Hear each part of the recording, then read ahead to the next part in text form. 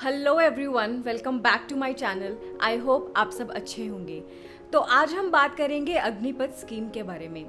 इस स्कीम की detailed explanation से पहले हम लोग कुछ बेसिक्स की बात कर लेते हैं कि अगर आपको आर्म्ड फोर्सेस में भर्ती होना है, जैसे कि इंडियन आर्मी, इंडियन नेवी या फिर एयरफोर्स, तो उसके दो तरीके हैं। एक है परमानेंट कमीशन और दूसरा है SSC मतलब शॉर्ट सर्विस कमीशन। अब इन दोनों में डिफरेंस क्या है? परमानेंट कमीशन में टिल योर रिटायरमेंट आप आर्मी में अपनी सर्विस देते हैं, विच इज अप्रॉक्सीमेटली 40 ईयर्स। लेकिन शॉर्ट सर्विस कमीशन में आप अपनी सर्विस 10 ईयर्स तक देते हैं, which is extendable up to 14 years, और बहुत ही सर्टेन केसेस में परमानेंट कमीशन का ऑप्शन दिया जाता है। दूसरे डिफरेंस की बात करें तो परमानेंट कमीशन में आपको रिटायरमेंट के बाद काफ़ी बेनिफिट्स मिलते हैं, जैसे कि आपको पेंशन दी जाती है, आपको मेडिकल बेनिफिट्स दिए जाते हैं। लेकिन एक शॉर्ट सर्विस कमीशन के एम्प्लॉय को ऐसा कुछ नहीं दिया जाता। आर्मी में एंट्री 2 लेवल्स पे होती है, जैसे कि आप स्क्रीन पे देख सकते हैं। एक एंट्री लेवल है लेफ्टिनेंट, जिसे कि आप फर्दर प्रमोट होते हो captain, major and so on. दूसरा एंट्री लेवल है जिसे आप लोग कहते हैं जवान या फिर सिपाही। तो अब ये नई स्कीम के आने से परमानेंट कमीशन और शॉर्ट सर्विस कमीशन में एक और चीज जुड़ गई है, अग्निपथ। तो अब आप ये सोच रहे होंगे कि क्या अब आर्मी में जाने के 3 तरीके बन गए, permanent commission, short service commission और अग्निपथ? ऐसा नहीं है। एक्चुअली सारा बवाल ही इसी चीज का है। अग्निपथ शॉर्ट सर्विस कमीशन के साथ एग्जिस्ट नहीं करेगी, बल्कि अब जो भी सोल्जर लेवल पे रिक्रूटमेंट होगी वो अग्निपथ के थ्रू ही होगी। आगे वीडियो में इसके ऊपर और बातचीत करेंगे। अब जो ऑफिसर लेवल की एंट्री थी वो सेम पहले जैसी ही चलेगी। जो भी इम्पैक्ट आएगा वो आएगा सोल्जर लेवल एंट्री पे। तो ये ऑफिसर लेवल को नहीं बल्कि सैनिक लेवल की एंट्री को इम्पैक्ट करेगी। तो अग्निपथ स्कीम है क्या? यूनियन गवर्नमेंट ने 14 जून को इस स्कीम को अप्रूव किया। ये स्कीम इंडियन यूथ को मौका देती है आर्मी सर्व करने का। जो लोग 17.5 साल से 21 साल के बीच के हैं और एक सर्टेन एजुकेशनल, फिजिकल और मेडिकल क्राइटेरिया को मीट करेंगे, वो इंडियन आर्म्ड फोर्सेस में सिलेक्शन के बाद अग्निवीर कहे जाएंगे। रिक्रूटमेंट प्रोसेस पहले की तरह सेम है, उसमें कोई भी चेंज नहीं है। अभी ये स्कीम विमेन के लिए नहीं है, लेकिन ऐसा बोला गया है कि इन फ्यूचर ये विमेन के लिए भी लाई जाएगी। सैलरी पहले से ज्यादा मिलेगी। जैसा कि आप चार्ट में देख सकते हैं, पहले 21,700 मिलते थे, वहीं अब उसको बढ़ा के 30,000 कर दिया है, और धीरे धीरे इस सैलरी को बढ़ा के इन द 4th ईयर 40,000 कर दी जाएगी। पहले साल में 30,000, दूसरे में 33,000, तीसरे में 36,500 और चौथे में 40,000 मिलेगी। वहीं पुराने स्ट्रक्चर में सेम ही सैलरी होती थी, 21,700 फिक्स्ड। अग्निवीर को इन हैंड सैलरी कम मिलेगी। उनका कुछ पोर्शन अग्निवीर कॉर्पस फंड में दिया जाएगा, जिसका सेम अमाउंट सरकार भी उस फंड में कंट्रीब्यूट करेगी, जो कि सेम PF की तरह है, और बाकी का अग्निवीरों को इन हैंड मिलेगा। एट द एंड आपको 4 साल की सर्विस के बाद मिलेंगे 11,71,000 रुपए, और इसके अगेंस्ट आप 18 लाख तक का लोन भी ले सकते हैं। और हाँ, यहाँ पर आपको जिस टाइम तक आप सर्विस में बने रहेंगे, आपको 48 लाख का लाइफ इंश्योरेंस कवर भी दिया जाएगा। इस स्कीम के अंडर आपको मौका दिया जाएगा कि आप आर्मी में 4 साल तक सर्व कर सकते हैं, और उसके बाद अप टू 25% अग्निवीर को मौका दिया जाएगा परमानेंट कमीशन का। मतलब टिल देयर रिटायरमेंट वो आर्मी में सर्व करेंगे, लेकिन बाकी के 75 से 80% को घर वापस जाना होगा। अब यहाँ पर एक वर्ड बहुत इंपॉर्टेंट है। आपने न्यूज में सुना होगा कि 25% अग्निवीर को ही परमानेंट कमीशन का मौका दिया जाएगा, लेकिन गवर्नमेंट के ऑफिशियल वेबसाइट पे दिस इज अप टू 25%। मतलब कि 25% भी कोई फिक्स नहीं है। 25% को एक कैप बनाया गया है, मतलब कि मैक्सिमम 25% हो सकते हैं, लेकिन मिनिमम कितना भी हो सकता है, दैट कैन बी 11, 12 और एनीथिंग। और ये आप इनकी ऑफिशियल वेबसाइट पे, जो कि आपको स्क्रीन पे इस टाइम दिख रहा है, आप अच्छे से देख सकते हैं। इसके अंदर आपको 3 साल के लिए स्किल बेस्ड बैचलर डिग्री का प्रोग्राम भी अवेलेबल है, और ये प्रोग्राम अग्निवीरों के फ्यूचर करियर प्रोस्पेक्ट को सोचते हुए बनाया गया है। और ये जो फ्रेमवर्क है, इसमें आपको मल्टीपल एग्जिट पॉइंट्स भी दिए जाएंगे as per national education policy 2020। जब आप पहले साल का कोर्स कंप्लीट करेंगे तो आपको अंडर ग्रेजुएट सर्टिफिकेट मिलेगा, दूसरे साल में अंडर ग्रेजुएट डिप्लोमा, और तीसरे साल पे डिग्री। ये प्रोग्राम डिजाइन और एग्जीक्यूट किया जाएगा इग्नू के थ्रू, जिसमें कि ग्रेजुएशन के लिए 50% क्रेडिट्स आएंगे स्किल ट्रेनिंग से और रिमेनिंग 50% आएंगे एक बास्केट ऑफ कोर्सेज से, जिसमें कि economics, history, sociology, mathematics etcetera. वो अग्निवीर कुछ भी चूज कर सकते हैं उसमें से। हाउएवर आर्मी, नेवी और एयरफोर्स ये तीनों ही इग्नू के साथ मेमोरेंडम ऑफ अंडरस्टैंडिंग साइन करने वाले हैं इस स्कीम को इम्प्लीमेंट करने के लिए। अब इतने बेनिफिट्स होने पर भी लोग नाराज क्यों हैं? ऐसा क्या है स्कीम में कि लोग सड़क पे आ गए, भारत बंद की अनाउंसमेंट हो गई?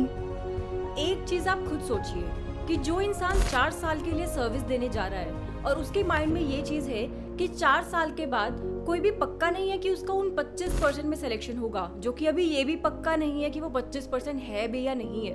उसको ये पता है कि उसका जो फ्यूचर है वो सर्टेन नहीं है, क्या वो अपना 100% देगा, उसको कोई श्योरिटी नहीं है इस चीज़ की। अब जो उसने 4 साल में स्किल्स सीखी, क्या उसको उसके बेसिस पर जॉब आगे मिलेगी या नहीं मिलेगी? अब कुछ लोग यहाँ पर ये सोच रहे होंगे कि आर्मी में ट्रेनिंग के बाद उसको कोई ना कोई अच्छी नौकरी तो मिल ही जाएगी। तो थोड़ा रियलिटी से आपको वाकिफ करवाते हैं कि एसएससी में 10 साल देने के बाद जो भी जवान वहाँ से निकले वो आज आपको किसी एटीएम के बाहर या तो सिक्योरिटी गार्ड मिलेंगे या फिर किसी मॉल के बाहर कोई छोटी मोटी नौकरी करते हुए। क्या उनको इस लेवल की ट्रेनिंग नहीं मिली थी? और उन्होंने तो वहाँ पर अपने 10 साल दिए और ये 4 साल दे रहे हैं। थोड़ा खुद सोचिएगा इस बारे में। सरकार के अकॉर्डिंग जब ये 75% अग्निवीर सोसाइटी में जाएंगे तो ये पहले से ज़्यादा डिसिप्लिन, मोटिवेटेड और स्किल्ड होंगे, जिससे वो आगे कॉरपोरेट वर्ल्ड में काम करने के लिए फिट रहेंगे। इस डिसीजन को सपोर्ट करने के लिए मिनिस्ट्री ऑफ होम अफेयर्स ने सीएपीएफ, असम राइफल्स में 10% रिजर्वेशन की बात कही है। Union minister of sports and youth affairs Anurag Thakur ने कहा है कि वो अग्निवीरों को शॉर्ट टर्म कोर्स करवाएंगे ताकि वो स्पोर्ट्स सेक्टर में ट्रेनर और स्कूल में फिजिकल टीचर का काम कर सके। सिविल एविएशन मिनिस्ट्री ने भी ऐसे कुछ स्टेटमेंट्स दी हैं। वहीं स्टेट गवर्नमेंट्स जैसे कि उत्तर प्रदेश, मध्य प्रदेश, उत्तराखंड, आसाम, हरियाणा, कर्नाटक, इन्होंने भी बोला है कि स्टेट लेवल जॉब्स पे अग्निवीरों को प्रायोरिटी दी जाएगी। रिसेंटली आनंद महिंद्रा ने भी इनको लेके ट्वीट किया है। जब उनसे पूछा गया कि आप कौन सी पोस्ट दोगे अग्निवीर्स को, जिस पर उन्होंने जवाब दिया कि कॉरपोरेट सेक्टर में अग्निवीर्स का बहुत पोटेंशियल है। अग्निवीर की लीडरशिप, टीम वर्क और फिजिकल ट्रेनिंग उसको एक प्राइवेट जॉब के लिए परफेक्ट कैंडिडेट बनाती है। महिंद्रा ग्रुप बहुत बड़ा है, ये टेक सेक्टर में है, ऑटोमोबाइल में है, बहुत सारी कंपनीज हैं इनकी, और ये बोल रहे हैं कि इनकी कंपनी रिक्रूट करेगी इन अग्निवीर्स को।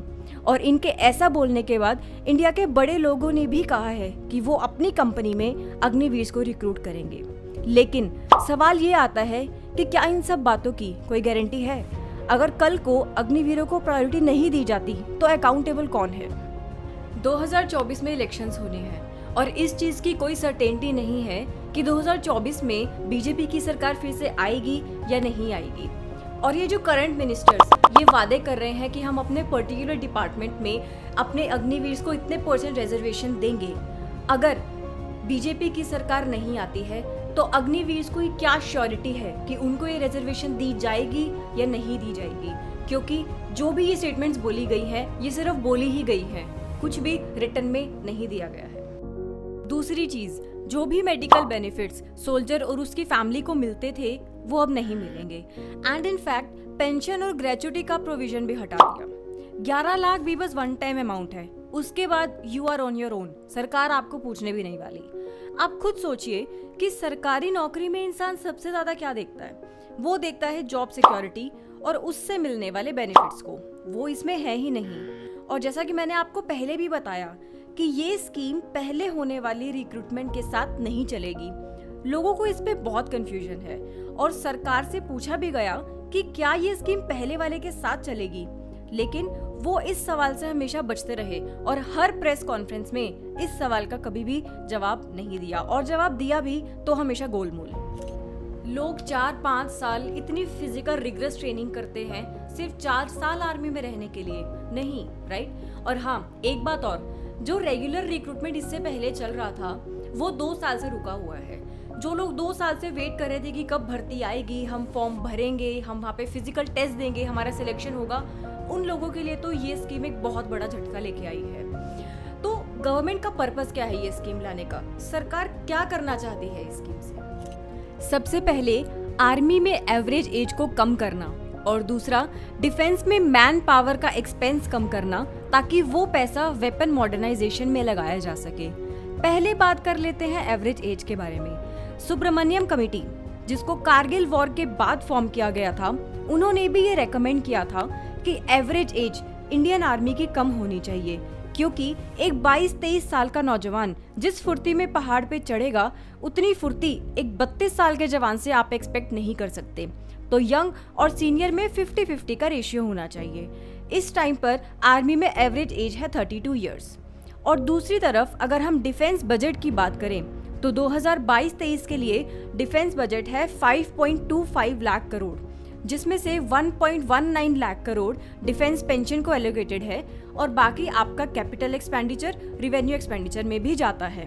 अब इन सब के बाद टेक्नोलॉजी को अपग्रेड करने में रिसर्च और डेवलपमेंट के लिए काफी कम पैसा बचता है। आज के टाइम में बड़ी बड़ी कंट्रीज जैसे यूएसए, रशिया, इन सब से हमारी आर्मी मैन पावर में तो ज्यादा है लेकिन टेक्नोलॉजी में पीछे है। तो आप खुद सोचिए, किसी भी वॉर के दौरान फायदा किसको होगा, जिसके पास ज्यादा मैन पावर है या जिसके पास एडवांस टेक्नोलॉजी है। बस यही रीजन है कि इंडिया अपना मैन पावर पे एक्सपेंस कम करना चाहती है। ऐसा नहीं है कि अग्निपथ स्कीम वर्ल्ड में लाने वाली इंडिया पहली कंट्री है। America, China, France, Russia, Israel, इन सब कंट्रीज में ऑलरेडी ऐसी स्कीम्स एग्जिस्ट करती हैं और ये डिफेंस वेपन के मामले में आज काफी आगे हैं। इनफैक्ट इंडिया तो अपने काफी वेपन रशिया से ही लेता आया है। अब इन दोनों चीजों के सॉल्यूशन के लिए अग्निपथ स्कीम को लाया गया है। हर साल 60,000 के करीब आर्मी से रिटायर होते हैं और हर साल अलग अलग रेजिमेंट में इतनी ही हायरिंग होती है। 1,65,000 रिक्रूटमेंट हुए थे 2017, 18 और 19, इन 3 सालों में। उसके बाद से ये रिक्रूटमेंट बंद हो गई, जैसा कि मैंने आपको पहले बताया। अब 2019 से कोई भी रिक्रूटमेंट नहीं हुई। इसका मतलब कि 1.65 लाख जो कि अब तक और ज्वाइन हो जाने चाहिए थे वो नहीं हुए, तो 1.65 लाख की शॉर्टेज है और 2 साल से हायरिंग बंद है, तो एवरेज एज भी बढ़ गई है। और अगर इनसे पूछा जाए कि रिक्रूटमेंट क्यों रोक दी तो बोलते हैं कि कोविड की वजह से रोकनी पड़ी। अब इनसे पूछे कोई कि कोविड में इलेक्शन हो सकते हैं, रैलीज निकल सकती हैं, लेकिन आर्मी में रिक्रूटमेंट नहीं हो सकती। और अगर आपको ये लग रहा है कि अग्निपथ स्कीम से ये 1.65 लाख की जो शॉर्टेज है वो पूरी हो जाएगी, तो ऐसा नहीं है। इस स्कीम में 46,000 भर्ती आई हैं। अब आप 46,000 का 25% कर लीजिए, वो होगा ऑलमोस्ट 11,500। चलिए 12,000 मान लेते हैं, लेकिन ये भी मैक्सिमम है क्योंकि वो अप टू 25% है। तो पहले जो भर्ती 60,000 होती थी हर साल, अब वो मैक्सिमम 12,000 होगी। ऐसा करके आर्मी में कम मैन पावर, ज्यादा वेपन्स और बिना पेंशन वाली आर्मी खड़ी हो जाएगी। आपको नहीं लगता कि हमारे सोल्जर्स के बजाय अगर ये एमपी या एमएलए इनकी पेंशन पे ऐसी स्कीम लाई जाती तो ज्यादा अच्छा होता? एक्सपर्ट के हिसाब से जिस मोटिव से सरकार इस स्कीम को लेके आई है वो भी करेक्ट नहीं है। एक सोल्जर को ट्रेन करने में अप्रोक्सीमेटली 1 करोड़ का खर्चा आता है। पहले जब इतना पैसा एक सोल्जर पे लगता था तो वो ऑलमोस्ट 40 साल तक सर्विस करता था, लेकिन अब अग्निवीर के ऊपर पैसा तो सेम लग रहा है लेकिन सर्विस सिर्फ 4 साल की। अब मोदी गवर्नमेंट का इस स्कीम को इस पॉइंट पर लाने के पीछे क्या रीजन है? जैसा कि आपको पता है कि पिछले दिनों चाइना ने इंडिया के इंटरनेशनल बॉर्डर को क्रॉस करने की कोशिश की, जिसकी वजह से हमारे अप्रोक्सीमेटली 20 जवान भी शहीद हुए और पाकिस्तान के साथ तो भारत का डिस्प्यूट चलता ही रहता है। इस स्कीम के आने के बाद इंडियन आर्मी इंटरनेशनल लेवल पे काफी अपग्रेड होगी at the same level of Russia, China, USA and even more than that. इसके पीछे रीजन क्या है? तो अब इसके पीछे रीजन ये है कि 46,000 में से जो मैक्सिमम 12,000 सेलेक्ट होंगे उनमें कुछ तो ऐसी बात होगी जो 75% में नहीं है। और दूसरी सबसे मेन चीज कि ये जो 12,000 की हमारी आर्मी खड़ी होगी ये लो कॉस्ट और मैक्सिमम प्रोडक्टिविटी वाली आर्मी होगी, और जो भी इससे पैसा बचेगा वो उन्हीं जवान के जो वेपन्स यूज करेंगे उन वेपन के मॉडर्नाइजेशन और रिसर्च एंड डेवलपमेंट में लगेगा।